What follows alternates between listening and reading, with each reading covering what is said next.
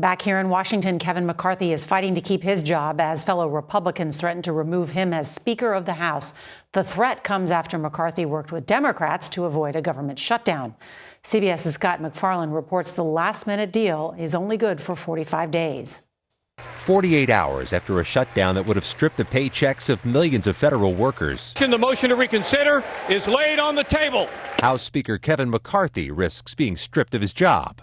Florida Republican Matt Gaetz, a notoriously fierce critic, is planning an attempt to oust the Speaker, slamming him for working with Democrats. It is going to be difficult for my Republican friends to keep calling President Biden feeble while he continues to take Speaker McCarthy's lunch money in every negotiation.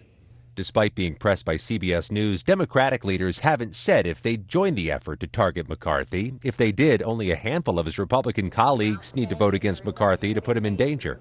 It is what it is, and I'm going to just focus on what the American people want. Americans and counting. Some Republicans are also calling for the ouster and prosecution of New York Democrat Jamal Bowman, a former middle school principal who they accuse of pulling a House office building fire alarm to delay the tense proceedings Saturday. Bowman apologized and said he thought the alarm would open a locked doorway as he rushed to votes. The House Administration Committee and U.S. Capitol Police are investigating. Meanwhile, President Biden is urging Congress to restore aid for Ukraine. Too many lives are at stake, too many children, too many people.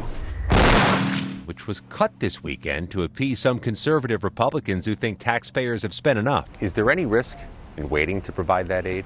Certainly on the battlefield, but more importantly, the risk comes in what our partner nations are saying.